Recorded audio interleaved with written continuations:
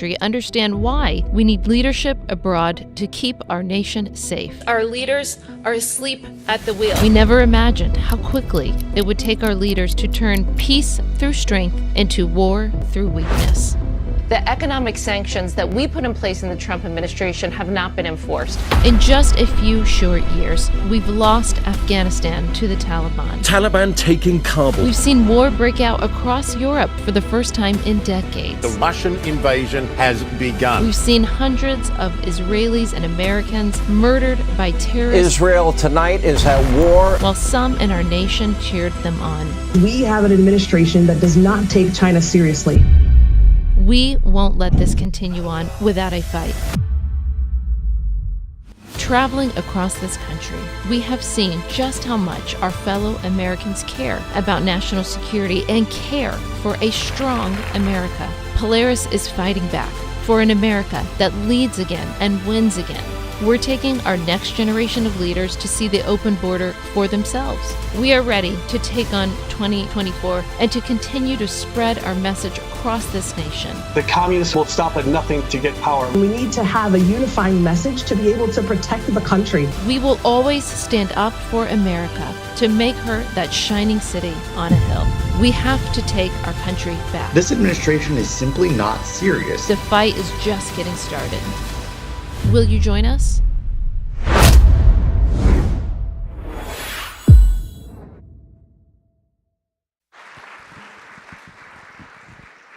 Ladies and gentlemen, thank you for coming. Now introducing founder of Polaris National Security and former Trump State Department spokesperson, Morgan Ortagus.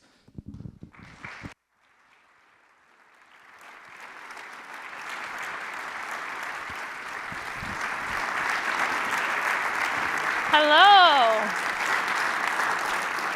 Hello, Vegas. I always thought I'd be saying that performing on stage, singing. I won't start singing, don't worry, I promise you. We're just gonna talk about foreign policy and national security. What a great room, this is a crowded room. Thank you so much for coming, I appreciate it. I'm Morgan Ortagus. Some of you may know me from Fox News, maybe you know me from the Trump administration, where I was President Trump's spokesperson at the State Department, was incredibly proud of what we did in the Trump administration, and even more proud now after the last 3.5 years. So what do we do at Polaris National Security?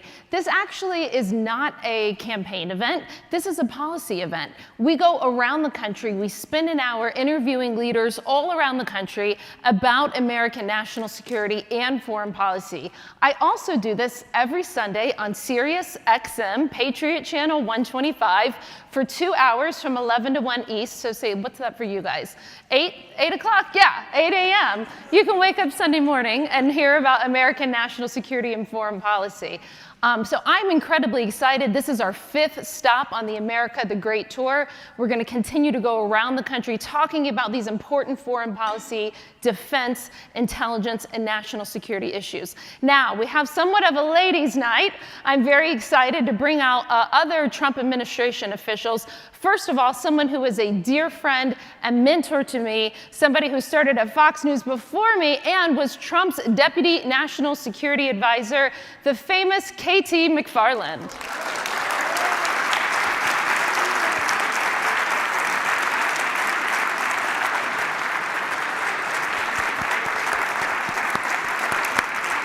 Thank you. We can right here. Where you want to Right here. Okay. Now, you may know her from Sean Hannity and Fox News, or you may know her from being Florida's Attorney General. And one of her most important jobs is, of course, defending President Trump in the stupid Russiagate impeachment hoax. That is, of course, Florida Attorney General, former Attorney General Pam Bondi.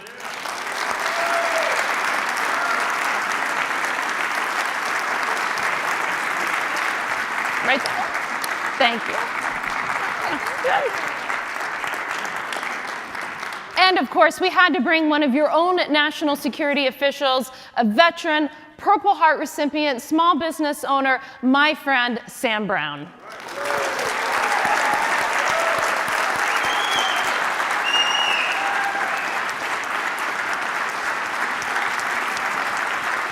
Awesome. All right. We are going to jump right in. We're going to spend the next hour talking about foreign policy, national security. I'm going to ask questions. I did get some audience questions. If you want to ask a question, you can write a question down. My team will grab them. We'll be here afterwards as well. This is also being live streamed, so thank you to everybody who's tuning in the fancy world of the internet. So let's first start with our very special guest, Sam Brown. I think almost everybody in this room knows about you. You're a hometown boy. There's so much to talk about around the world, Sam, but I want to talk about Afghanistan, because you and I were just talking about it. You obviously have very visible wounds from your time serving our country in Afghanistan. Everything that we're going to talk about today on this stage, in my mind, starts from that disastrous and chaotic withdrawal in August of 21, where we lost 13 of our best men and women. And I think everything that we've seen around the world happen under the Biden administration started with those fateful 2 weeks. So Sam, I'll let you take it away and start with Afghanistan. Well, look, Afghanistan is an example of leadership. Now, we oftentimes think about leadership in terms of positive leadership, right? But sometimes there's bad leadership. And in this case, Joe Biden has exhibited a mindset of retreat. And when Joe Biden failed on Afghanistan, it was just an indication of what other failures would look like, which I'm sure we're all going to be talking about later. But first things first is that the way that he executed that withdrawal never should have happened that way.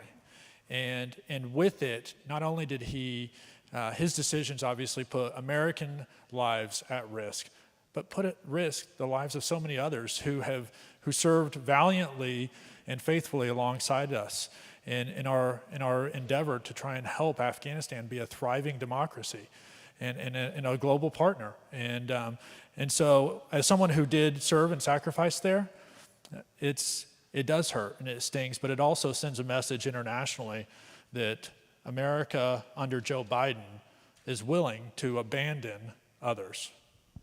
You know, and I think what I didn't know until a few minutes ago is that your wife also served in Afghanistan. You met in the burn unit. She was also under attack. She did not suffer like you did, but what a family of service, both you and your wife. It reminds me a lot of Tim Sheehy in Montana. His wife's a Marine, he's a Navy SEAL. I'm just so honored that we have people like you, Sam, my friend, stepping up in these leadership positions. You know, I want to go to KT McFarland.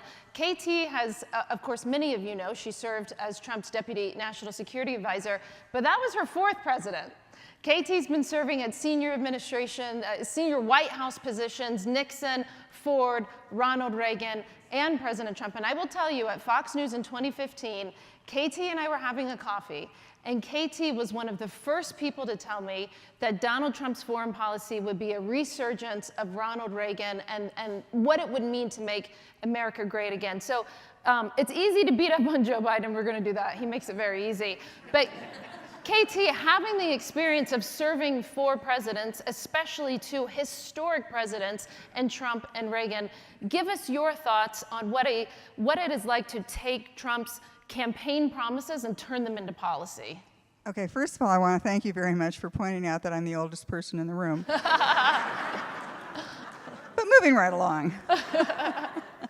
No, it's so funny to think of Donald Trump and Ronald Reagan in the same sentence, because clearly, you know, personality and every other way that you think of, they're total polar opposites, but the policies are the same.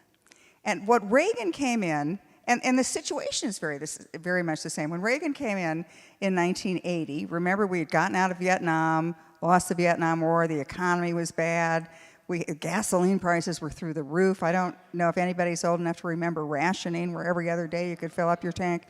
And the economy, we even had to make up a new word for it. It was called stagflation. Stagnation and inflation. There had never been an economy like that. And so Ronald Reagan comes in and says, okay, I'm going to fix the economy.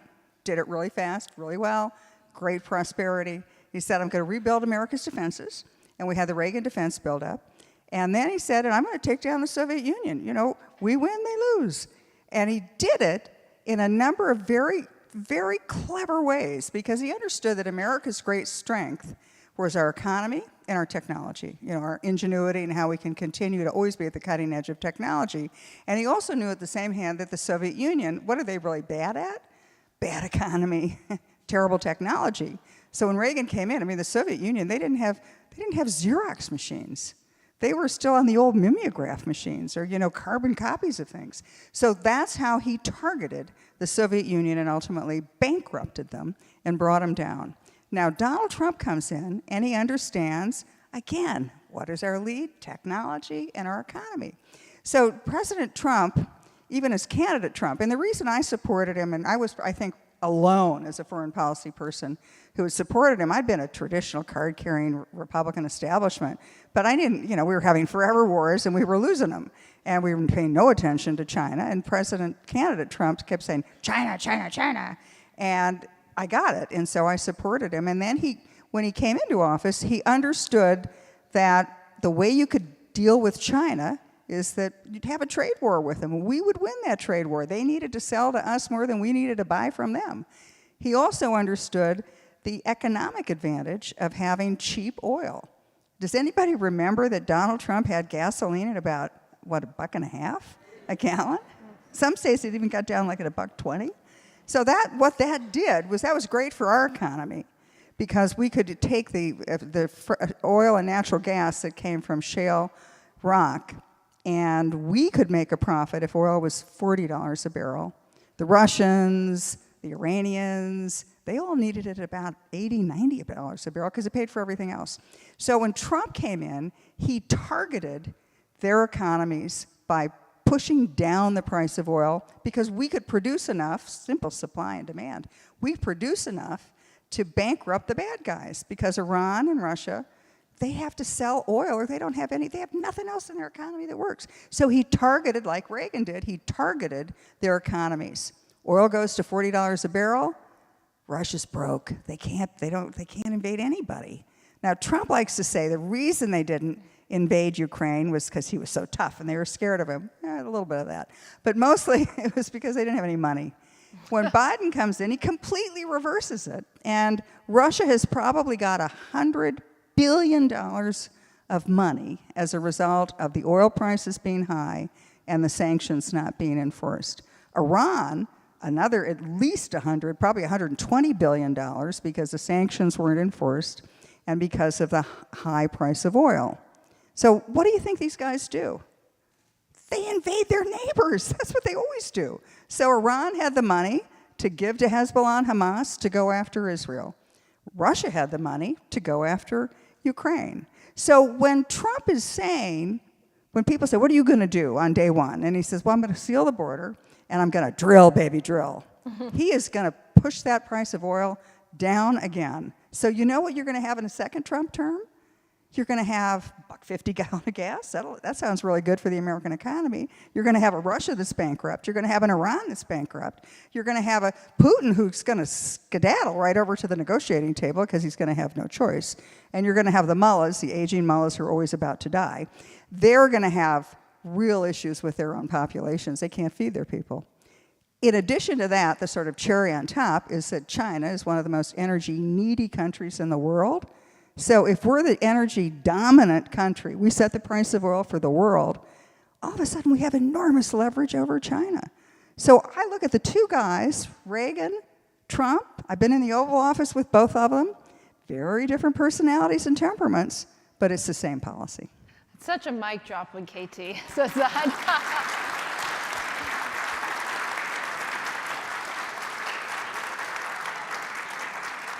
Pam Bondi, my friend, you are you've been an attorney general, you've been a prosecutor, there's so much I want to get into with you today about fentanyl and our border and so many things that you're an expert on, but I do have to ask you just to start off, you're one of the only people that were in the courtroom with President Trump last week. You also famously stood by his side and defended him in the impeachment trial. So you've been at this for a long time. So before we get into the policy stuff, how's the former president doing? He's doing great. He's a lot stronger than all of us put together. And I don't know. He just did an interview. Who was it with it? It wasn't with. Maybe it was with Fox and Friends. But he was saying he's wired differently. When they come after him, it makes them stronger. And they sure didn't contemplate that, did they? And that's what I think our world has to have. I know that's what our world has to have right now.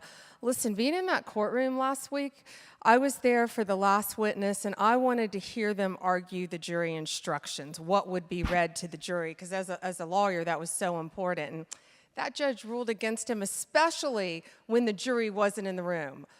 That judge was so rude to the defense attorneys. He was so rude to the president. He can't stand the president, and we all know that. I told all my friends who are lawyers, I said, imagine the worst judge you've ever practiced in front of, civil, criminal, any case, multiply that by 1,000,000.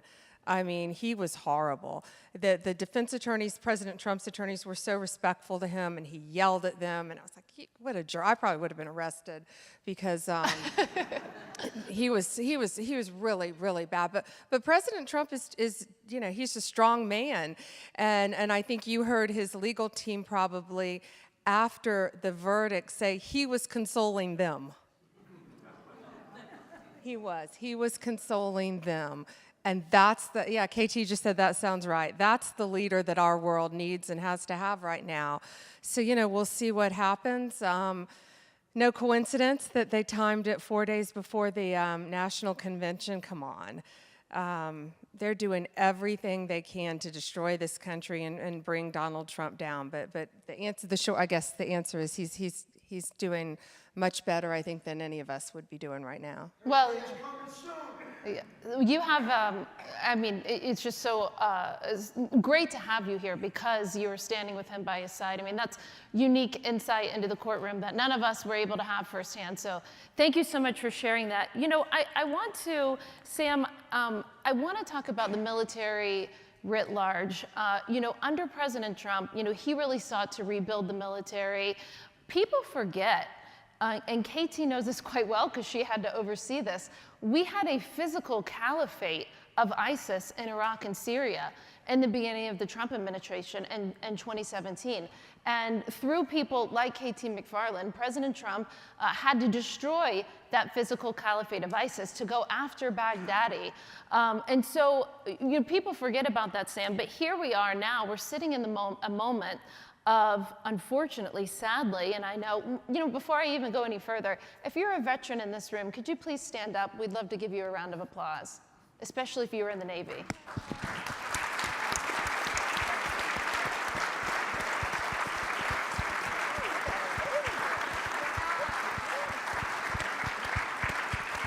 Thank you so much for your service. KT's daughter is a SWO, Surface Warfare Officer in the Navy. I'm Navy Reserve, Sam's Army. We'll forgive him. We can't wait for the Army-Navy game. Yeah, we keep losing the Army-Navy game, KT, so we can't even talk trash right now. But Sam, we are sadly in a moment of a historic recruitment crisis. Young people do not want to fight and do not want to sign up to fight and die for this country. Sam, you obviously, your money is where your mouth is. You signed up to serve and you almost died fighting for this country. How do we fix this historic recruitment crisis? Again, it starts with leadership. It really does. For those who served before, you know either the joy of fighting for a commander-in-chief that you know has your back and believes in you. And some of you may know the opposite of that. But leadership matters so much. But also, knowing what you're fighting for matters. And this administration has seemed to lose the first sort of tenet of leadership, which is define the mission and provide task and purpose. And we've gotten into a place where the military isn't just focused on war fighting. Our military isn't focused on defending the United States of America. I was with someone the other day who was telling me that their nephew was getting out of the military as an 04, as a major, which is kind of an odd spot to decide to get out because you're well on your way towards retirement, and so why would you pull out then? And when they pushed in and kind of were asking about it, they said that during COVID, the military in so many places kind of just stood down and stopped training, wouldn't allow for our soldiers, sailors, airmen, Marines to do their job or to prepare for their job, and so this young staff officer was working hard to make sure that we're following all the rules possible, trying to set up training exercises. Spent 4 months preparing for this battalion operation. Got all the approvals lined up and ready to go. And on the Friday before the Monday training was supposed to start, got called in right before close of business, before they do the weekend briefing, safety brief, and said, Major, we're not doing the training on Monday. I said, well, why not? Well, we've got to do mandatory DEI training. So they canceled it right then and there. And look, I mean, this is just a story of what led to somebody getting out. But it's also just sort of indicative of what is more broadly going on. Our military has been politicized.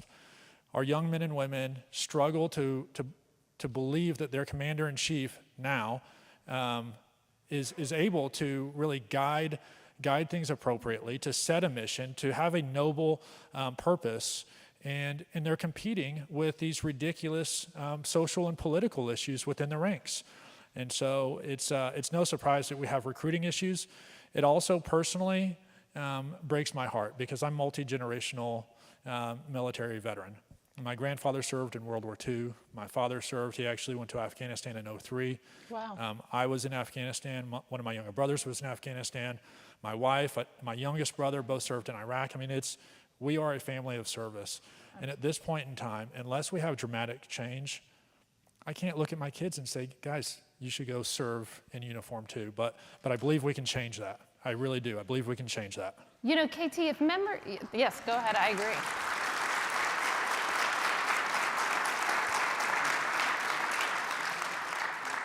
KT, if memory serves me well, when you were Assistant Secretary of Defense in the Reagan administration, you were actually the first woman to hold a position that senior in the Pentagon. Do I have that stat right, or it's close to being? Yeah, I had the civilian equivalent rank of a 3-star general.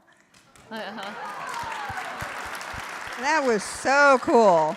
And the reason they call me KT was because, and you guys know this if you've been in the military, so the men who worked for me, they were all men, were all a lot older. So they were not going to call me by my first name. And it was a little awkward to call me, Madam Secretary or Miss Troya. So we got a really good compromise. I just put, okay, my initials, Kathleen Troya, KT. And then I met a great guy in the Reagan administration. He was in New York, a banker in New York. And so I just got a new last name, McFarland, and I just slapped that name on the back, and so KT McFarland, and it really worked well. And we've been married 40 years, so I've still kept the name.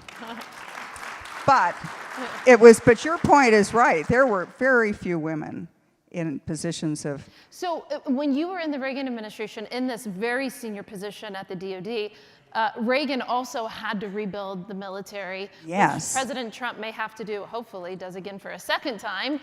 So what lessons did you learn from rebuilding the military in the Reagan administration that we could apply to January of 25? I think Sam said it right. It starts with a commander-in-chief who honors and values service and honors and values the armed forces and is willing to give them not just the missions and the jobs that they can do, but give them the ability to do it and the resources. And it all is all about leadership. It's all about a commander-in-chief who comes in and says, I know what I'm going to ask you to do. I might have to ask you to do really tough stuff, but I'm going to make sure that you have the resources that you need to do it, and I've got your back, and I honor your service. I do not think we have a commander-in-chief who does that, and that's why I'm so excited to see somebody like Sam stepping up. Definitely. But Reagan was great in that way, and Donald Trump is that way. He honors the armed forces. And that's why I think it's so important for somebody like you, Sam, who understands the integrity issue and service and what that means. And you are just a living example of the kind of leadership that we need in the country. So honored that you've decided to serve again. Thank you.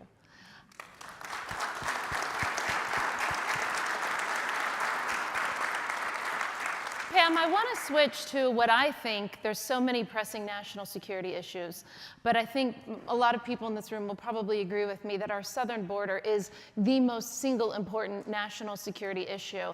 Pam, we've done events together around the country. I was just at the border about 3 weeks ago, and we were there at 2:30 in the morning, and we saw them lining up. The migrants had dropped them off. And so in the line, we asked I think it was the first 3 or 4 guys, where are you from? China. And then we asked the next 4 guys, where are you from? They said in perfect English, home Syria. So we know that, listen, it's not this image that the Democrats would like to give to us of these women with a baby in each arm, you know, running across the river. That's not what actually happened. This is the cartels, an organized operation by the cartels to the tune of billions of dollars a year. Can you tell us, and there's so much to break down with the border issue, but can you tell us specifically, as a prosecutor, as an attorney general, how do we go after these cartels, and what do we need to do to stop this, you know, what's happening across the border with all of these migrants coming through? We'll get Biden out of office first. That's simple. I'm sure many of you saw I had my Fox News alerts on. I didn't have my phone off, and at about 3 a.m. it went off with breaking news about the 2 NYPD officers who were shot. They're okay. They were shot early this morning, and in Queens. That's all I read, and we all knew who did it. An illegal alien, not a migrant, an illegal alien from Venezuela. An illegal alien from Venezuela who was living in a hotel in New York funded by their tax dollars. Yeah, yeah, criminal. And he had been on a robbery rampage with some other people, and he was going the wrong way down a street, and they pulled him over, and of course he shot one of the officers in the leg, and the other one, I believe, would have been dead but for his bulletproof vest. And they were showing his vest on the news this morning, and they shot back, and he's in custody. He got shot in the foot, I think, but he's in custody right now. But you know, this is going to continue, and if you just take, you know, to Morgan's point, these are look at the news. Well, don't look at what CNN shows. Look at what Fox shows about who's walking across our border. They're fighting age men. Fighting age men. That's who's coming across our border. And there are millions of them now in our country.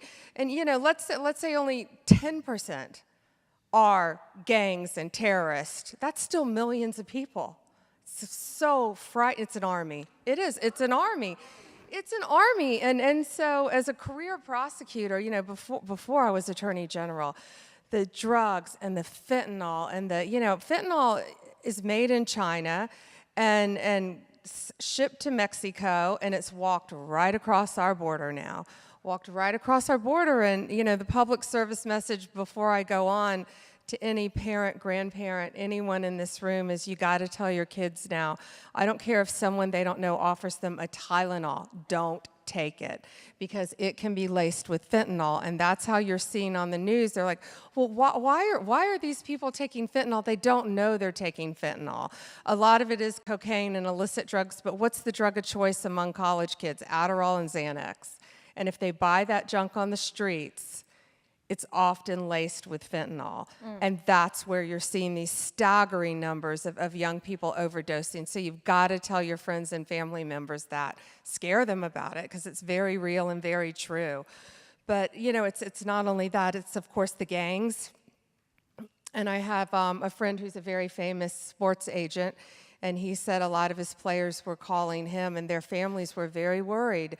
This has been months and months ago, because they heard they were opening all the prisons in Venezuela and the jails. And now look, it's all coming to fruition. All of these people are coming right across our border into our country. Now, what administration would promote that? This is crazy. I don't understand what administration, even the progressives, would want these gangs and terrorists in our country. But sure, Morgan, the gangs are coming in our country. They're organized. I think a lot of them are going to New York. You know, in Florida, we live in a free and safe state still, and so not a lot of them are coming to my state and KT state, but they're going all over this country. Yeah, I live in New York, and it's an invasion. Yeah, your daughter's in Florida. I'm sorry. Yeah, I babysit in Florida, but I live in New York. But the other thing that's worth pointing out is that the Chinese, when you saw that, China is a full surveillance society. There is not one person in China that the Chinese intelligence services don't know everything about. That's true. So the people who are coming from China are not escaping from China to look for a better life, in Texas. They are being sent by the Chinese government, and it's military-age men, and they are well-educated. These are not guys who are going to go mow the lawn. These are people who are going to know how to, get into very sophisticated places and potentially be the force, the silent forward, I forget what the military word is. Sam, what's the word when you send somebody ahead? Yeah, that they're supercell. So it's really serious, and it's an invasion. Don't let anybody say that it's anything other. It is an invasion of the United States. Well, and even look, if you do watch CNN, look on CNN and look what they're wearing. These aren't migrants. These are people wearing logo clothes. They all have cell phones, and if they don't, our government is giving them a cell phone when they get here. They're getting hotel rooms to stay in. It's remarkable what's happening now, but not only are all of our citizens at risk, but our law enforcement officers, and just given what happened early this morning to 2 of them. Yeah. But that's going to continue unless we get new leadership, not only the presidency, but the U.S. Senate. Sam, have you ever done the show Outnumbered on Fox? Because I think you're feeling a little outnumbered. I don't know if you guys watch it. This is a unique experience. I had 5 kids. I only had 1 sister, and then I go to West Point that is 85% male, and then I go to the infantry, and so yeah, this is a little bit of a unique experience for me. Well, yeah, that's good. You need it. So you and I went to the border together, and we were there in October. We were at Yuma, Arizona border. We saw a lot there, especially firsthand how the local communities are really devastated by this crisis. Even things that I wouldn't have thought of prior to this trip that you and I went on, like the food banks. You hear in Biden's economy and Bidenflation, the food banks have more pressure to feed American families, and they were having to shrink the meals, the food that they were giving out to American families because of the people coming over the border, and they couldn't turn anybody away for food. I'm just wondering, Sam, what your biggest impression was being at the border firsthand with me, and then how does the Congress actually hold this administration accountable? Do we have any other levers to pull? Yeah, I think one of my biggest takeaways was not just what we saw at the border, which was eye-opening. And you talk about what was happening with some of the local nonprofits, food banks. Also, hospitals have to treat people but have no payers when they're treating illegal immigrants. And so this local hospital there on the border had, I think it was like $27 million worth of unpaid health care that they have doled out. And by the way, residents of the community are having to commute to a couple hours to Phoenix or San Diego for care. To have their babies. To have their babies. The women in the community couldn't have their babies at the local hospital. Because the beds were, in many cases, were just kind of taken up. But, talking to our sheriffs here in Nevada, I had sort of this, this light bulb moment while we were there. And it's what happens at the border doesn't stay at the border. It now has come across all of our country, all across Nevada. And the sheriffs here tell me that their number one concern is the border. And so when we talk about, what can we do? Well, the good news is when President Trump wins, he can do a lot of it on day one because Joe Biden undid so much of what he did through 80-something executive actions. But President Trump can get there and undo all of Joe Biden's failed policies and get us back on track right away. Can I add something to that? Yeah. I know, are you guys ready for President Trump to get back in office?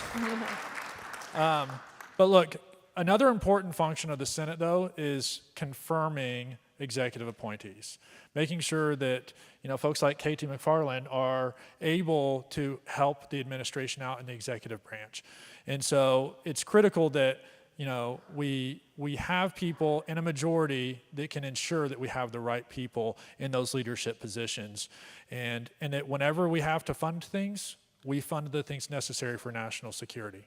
Pam, did you want to follow up? Yeah, it was one morning. Remember when it was all over the news when they first opened the borders and they were just flowing across our country. Remember that? Just flowing across the border, and Biden was praising it and welcoming all these people into our country. Well, President Trump called me. I think it was like a Saturday morning. He never usually calls early. And he called and he said, Pam, are you watching the news? And I said, yeah. And he said, this is the man that I know. And he said, because he knew everything I fought for when I was Attorney General and then a prosecutor. And he said, look at what's happening. Can you imagine all the human trafficking, all the kids being trafficked across the border, and the drugs and the gangs coming into our country? I mean, he was distraught over it. And I think that's the hardest thing really to see is we were told, Sam and I were told so many stories at the border. You think you're seeing a little kid, come across, and that child has been trafficked multiple times, and God only knows what happened to that child along the way. And the worst things you can think of happened.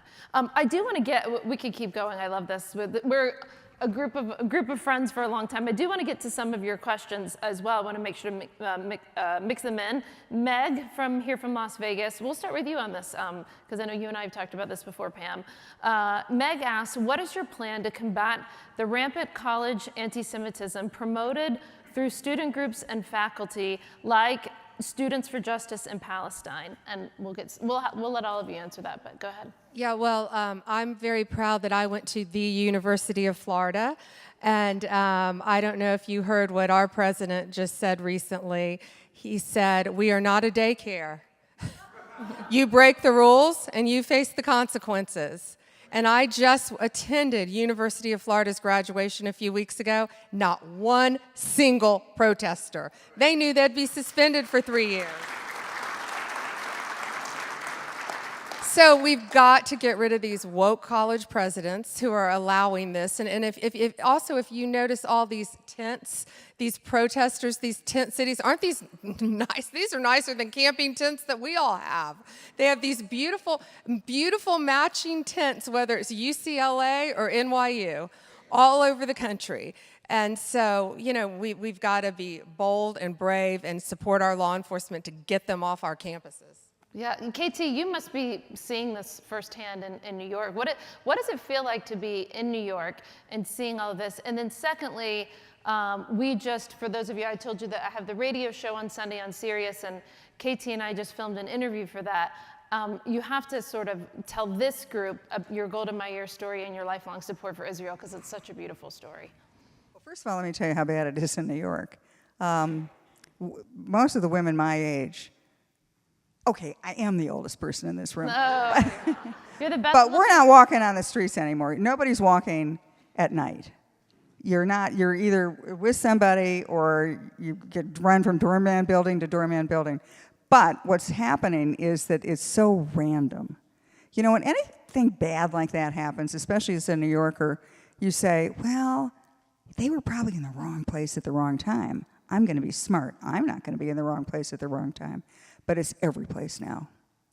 And it's not just the criminal gangs. You go to a restaurant in New York, and there probably is a waiter in the restaurant. And now, of course, it's New York, so we're still really social distancing. We're still, Anthony Fauci lives on in New York.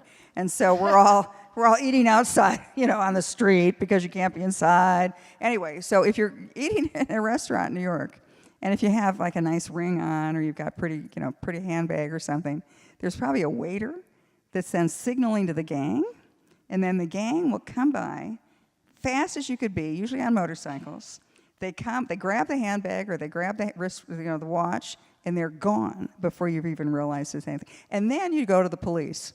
So a friend of ours who was same kind of a thing happened, and he was in Greenwich Village, and he goes to the police and says, I've just been robbed.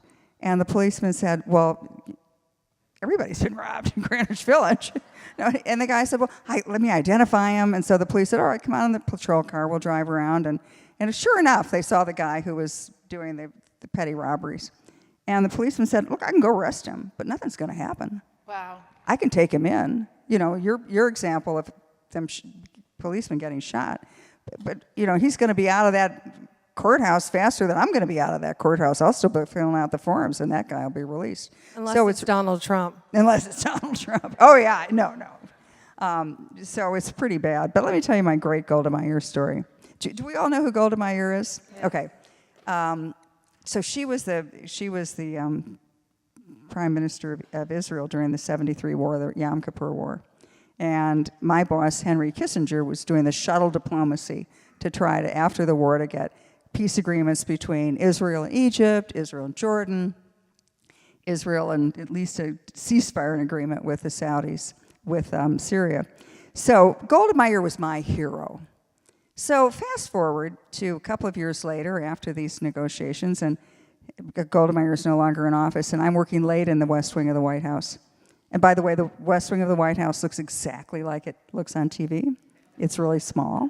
And so I'm walking in, and I'm handing my papers to the president, and I'm walking out, and I see this little old lady sitting in the cabinet room, and she has sort of gray hair, and it was frizzy like that, and she was all hunched over, and she had little old lady shoes, and I thought, oh my God, that must be the night cleaning crew, and she's taking a break. She looks really tired. So I'm going over, thinking, should I get the Secret Service guys? Anyway, so I go into the edge of the cabinet room, and I said, oh my God, that's Golda Meir, my hero. So I ran back to my office, I got her memoirs, and I wanted her to sign it. And so she stood up, and this little old lady, and then when she stands up, she's like this huge hero. I mean, she's not big, but her personality was so great. So she grabbed my hands and looked into my eyes, and I thought, oh my God, what does she see? She must see my future. This is Golda Meir. She knows everything. And she looked at me, and she held my hands, and she said, will you promise me you'll always be a friend of Israel? And I thought, of course. It's a no-brainer. Of course I'll always be a friend of Israel. Israel will always be there. And in the last couple of months, I have thought back to that pledge I took to her. And you got to wonder, is Israel going to really be around? They're fighting for their existence. Their very survival. So I'm going to honor my pledge to Golda Meir, and I'm going to stick with Israel. Amazing.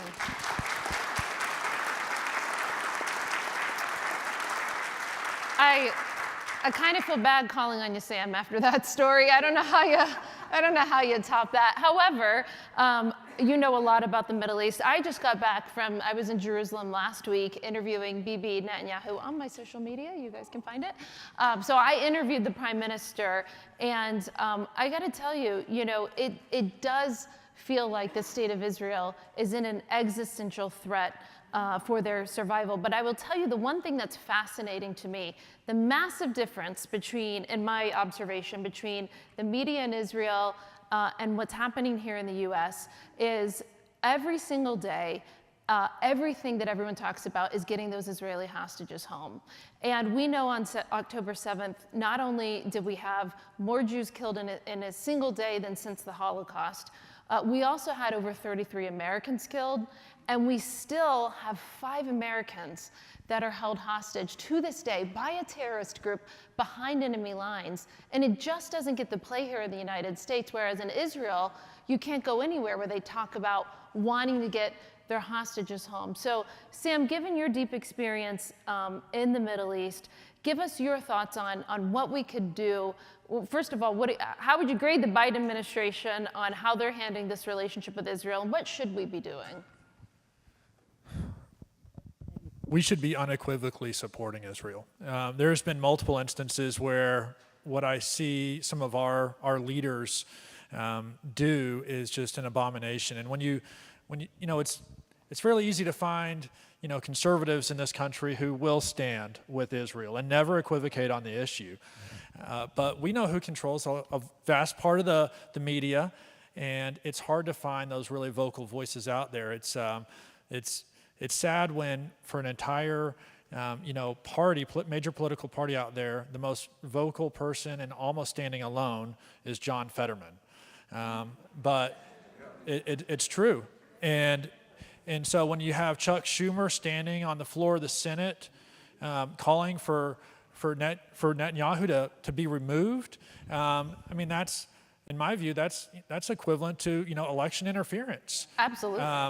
When we have Joe Biden and his mouthpieces talking about, oh well, maybe we should be doing this ceasefire. Well, hey, slow down there. Just trying to push the brakes on Israel when they are, number one, have every right to defend themselves. Number two, should be going after and trying to secure every hostage that was taken.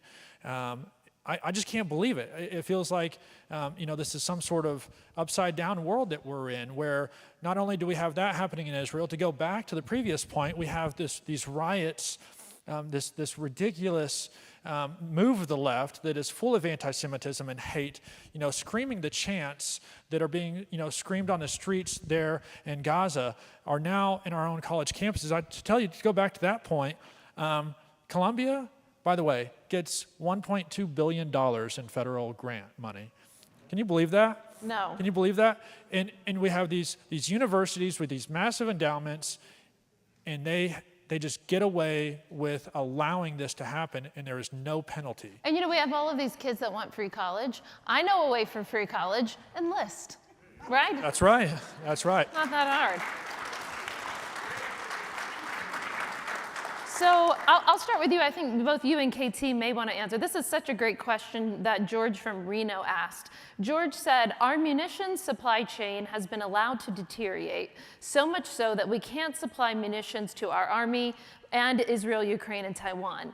What would you do to change that, even if it takes years? One is recognizing that it's a problem, and it certainly is. It is a major problem that, because we're not engaged in our own really kinetic war right now, we're getting away with hiding it a little bit. But look, our munition stockpiles are old. They've been depleted. We've sent so much to Ukraine. It's going to take a massive investment. Restocking our American defense munitions and weapon systems is not going to just happen without effort. And look, I know that there's a lot of things that need to be addressed in this country right now. But as we talk about national security, as we talk about the threats, whether it's China, Russia, Iran, North Korea, we still have terrorists around the world that aren't even affiliated necessarily with a specific nation state. As we look at that, if we don't take this moment where no one is actively attacking us in a kinetic hot war here in the U.S. or somewhere that we have to deploy our troops, and we miss that opportunity to invest in that, shame on us. And look, in the same way that if we had known what Pearl Harbor was going to bring upon us, if we knew what was going to happen in 9/11, we would have been much more prepared and ready to act immediately. And in a lot of ways we were, post 9/11, but we need to get that same mindset and invest in that today. And by the way, on another note, we also need to probably revamp our acquisition processes and our laws for these defense contractors, because there's some other companies out there that aren't able to necessarily compete in the same way, because we have these really old acquisition processes and rules that I would hate for us to miss on some really incredible technologies that could help us regain superiority on the battlefield. KT, any thoughts on our munition supply chain? Yeah, you got to start rebuilding the military. Because if you don't, what will happen, the whole point of having a strong military is not because you want to use it. You want to not have to use it, right? You want to deter. You want to make sure that the other guy is so nervous about picking a fight with you that he's not going to pick the fight. And so I think it's extremely important that the United States, we're now at probably the lowest level of defense expenditures we've been probably since the 1930s. It's really, and the point being that if you do that over a period of time, the Russians and the Chinese have a whole class of weapons we don't even have, called hypersonic weapons. We can't even get it off the drawing board. So somehow we're starting to lose out the technology edge, and that's where we should be extremely good, and we're not. You just got to start spending money, and like Sam said, you got to have people who want to serve. And they won't want to serve if they have a commander-in-chief who's worried about, are you going to fill out the DEI forms, or are you going to have sensitivity training for people who want to eat hummus and don't want to eat meat? I mean, it's just, you've got to start focusing on what is the military mission, and that is to defeat your enemy. not to worry about a lot of social programs. I like So hummus, change of but leadership. I do like a good steak too. Pam, you brought up, and I want to ask everybody about this, but we can't have a national security and foreign policy discussion without talking about China. And you were talking about this earlier. You know, there's so many threats. You know, China should be our #1 focus. Unfortunately, our #1 national security issue is our southern border, but that's a national security issue of our own making. The Chinese challenge is such a big one. So I'm going to ask this of all of you, but if you could pick a particular part of the threat from the Chinese Communist Party as it relates to America and our homeland, what would that be? Well, mine sounds so basic, and you'll give the big picture ones, but of course it's the drugs. It's the fentanyl. They are making that to kill our American kids. They've been doing it, and now it's coming in. It's what? Chemical warfare. It is chemical warfare, and that's what they're doing with this fentanyl. This junk, it's not medical fentanyl. It's apples and oranges, completely different. They're sending it through Mexico, walking right through the border, killing our Americans, especially our young people, left and right. KT? Fix the American economy. That's the first step, because once we have a strong economy again, and we're not worried about the inflation, and we're not worried about all the things that we're not doing that we should be doing, then you're in a much different position, because then you can build up your military, and then you can go to the Chinese, and you have negotiating leverage with the Chinese.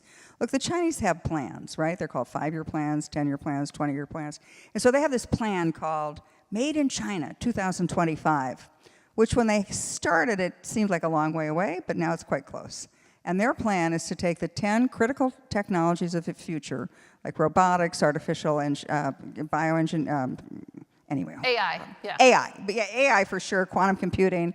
And they want to either beg, borrow, steal, or buy the companies that are really good at that, because they're not very good at innovating. We're really good at innovating. So they want to somehow take the lead in those, and then once they control those technologies of the future, they control the future.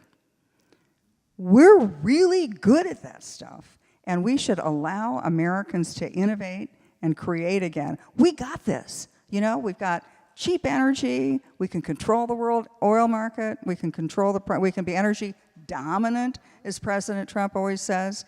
We've got the technology. You just have to take the handcuffs off of people. And at the end of the day, we actually have allies. Nobody wants to be an ally of the Chinese. A lot of people want to be our allies, and not just because we give them stuff, but they actually believe in a lot of the same things we do. So I think we got this one. You just need a change of leadership in the Senate and in the White House. Sam, what do you think is the biggest threat coming from the Chinese Communist Party? I mean, there's so many threats to talk about. You know, we have military threats, we have technology threats. But one thing that I don't hear get talked about often is the threat that we've in some ways created ourselves. China studies the United States of America like it is their #1 enemy. They understand our laws, they understand our regulations, they understand how our military works, they understand, the shortfalls of our, munitions, logistics, and supply chain. They understand this country better than some of the people who run our country do themselves. And what they do is they find things to exploit. To go back to fentanyl, they changed the laws in China where you can't sell that in China. You can't sell the fentanyl precursors within China, but you can export it. And they know that all they need to do is get it to Mexico, and it'll be sort of assembled and put together as fentanyl that's killing so many here across the country. Which, by the way, it's implied. But when was the last time the United States of America lost about 100,000 people a year to one enemy and just allowed that to happen year after year after year now? By the way, well, don't worry, Blinken started a subcommittee meeting with the Chinese on fentanyl. Was he playing his guitar? Blinken and nod. Don't worry. Pam, State Department has a plan. Pam, I want to ask, I just heard this the other day, and I wonder if you've heard this, since you follow it so closely. Have you heard that China has created a new, should we call it a strain of fentanyl that is actually resistant to Narcan, and that Narcan won't even? I have heard that, Sam. I pray it's not true, but I've heard that too. And Narcan and naloxone are the antidote, basically. You put it in your nose. It's like a nasal spray for fentanyl. And We need to get it for our police officers, even for the drug dogs, because if you walk in, usually they send the dogs in first, and the dogs just drop dead in a drug house where the fentanyl is being manufactured. So think what that does to a human. And yeah, we have antidotes now that I pray all of our police officers carry, but I've heard that. So there's so much to be dour on about the world, and because President Biden he should just say whatever his gut is on a foreign policy decision, they should just do the opposite, and maybe things wouldn't be as bad. But I'm reminded, Pam, that as dark as things seem right now, just 3.5 years ago, I get emotional when I talk about this, but just 3.5 years ago, I stood in the Rose Garden and in the Oval Office with President Trump, with a little Jewish baby girl in my belly.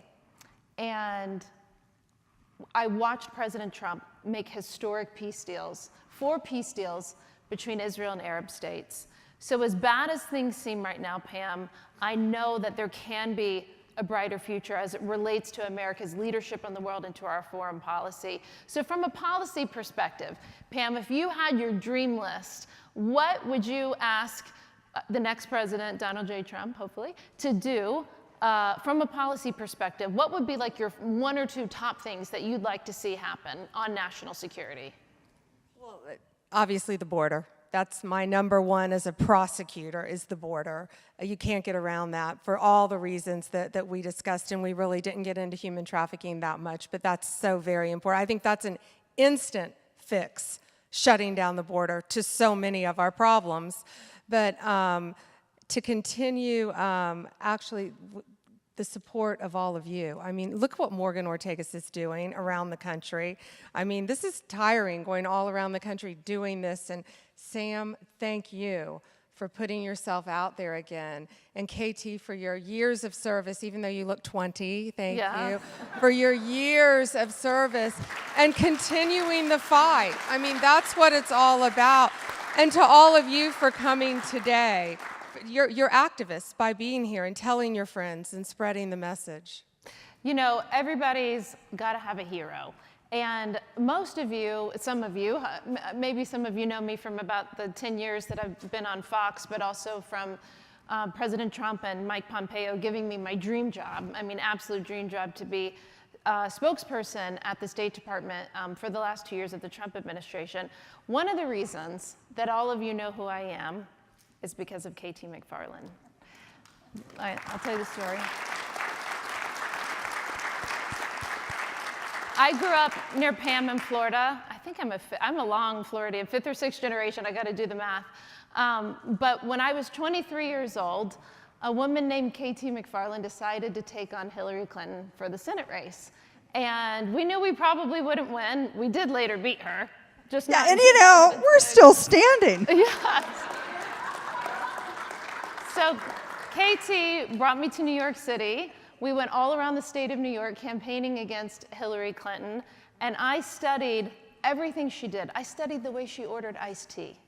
I'm not kidding, because I was so impressed by what she had done in all these administrations at Oxford, and she took me under her wing and mentored me at a time when KT came up at a time in national security when women just, it wasn't that there was one seat at the table, there was no seats at the table until KT made a seat for herself at the table. So I have to share that story, and I have to thank KT for coming and being my hero.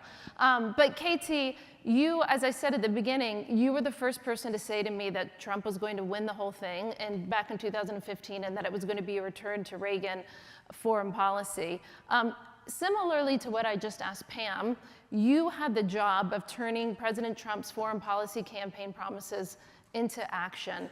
How did you do it in 17, and how could we bring those policies back in 25? Well, the first thing you learn about Donald Trump is you don't tell him anything. So you're not going to tell him what the policy is going to be. You're going to have him tell you, and then you have to figure out the details. And I think he's been pretty clear about what he does on day one, right? Close the border, drill, baby, drill. And then it's going to be a long day, day one, but he's also talked about a number of things. So one of the things he's going to do is deal with Ukraine. And he actually says it just like this. He said, here's what I'm going to do. seal the border, drill, baby, drill. And then I'm going to get on the phone to Putin, and I'm going to say, I think you should go to the negotiating table, because if you don't go to the negotiating table, I'm going to give Ukraine everything, and they're really coming after you. And then he's going to say, Zelensky, you go to the negotiating table, or I'm not going to give you a darn thing. And then he says he can solve it in one day. I think it'll probably take him a week. But he's got Ukraine solved, and he's got Putin right where he wants him, because he's going to be bankrupt. And I think that's going to be a really good day one. The rest of day one is he's going to call Israel and say, I got your back. And he's going to tell the Iranians, we're coming after you again. No nukes, bankrupt, and don't you even think about harming the hair on any American's head, or you're toast. That's right. Good day. Yeah.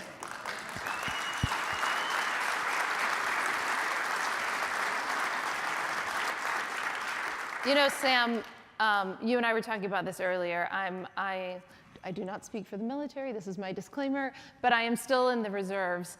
And sometimes when I put on my uniform, and you and I have become friends since we went to the border together and since you started running, thinking about your sacrifice and your wife's sacrifice and the generations, to think your father was in Afghanistan and then just a few years later you and your brothers were, you know, sometimes I don't feel like I should even be worthy of wearing the same uniform that you wore. Well, I guess we didn't, because it's Army-Navy, but you guys get the sentiment. But no, I mean that seriously, Sam. You've given up so much already. The country owes you and your family more than we could ever repay you. What is motivating you to step up and serve again? It's just a few words that were told to me on September 4th, 2008. There was a young specialist. He was my gunner, kid with a thick Texas drawl. And when we got blown up, and I couldn't see anything because I was on fire all the way over my face too, and all I could see were the flames. And I assumed everyone in my truck had been killed.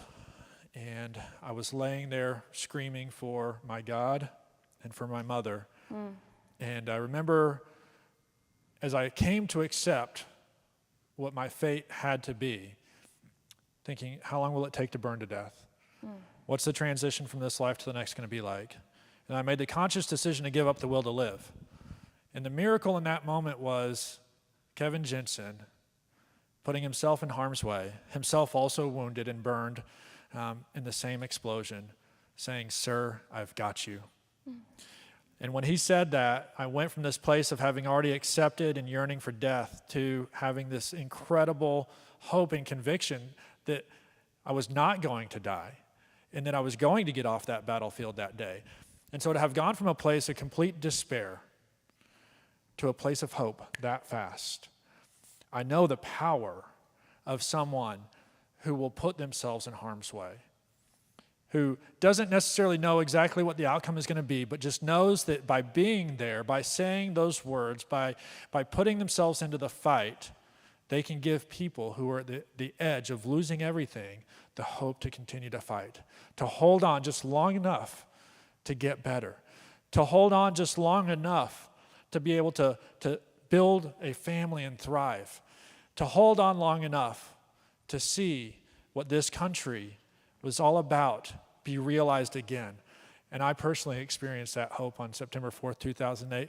And it's my desire is that just by being here, by running for this seat, that I can give people hope who need it so desperately.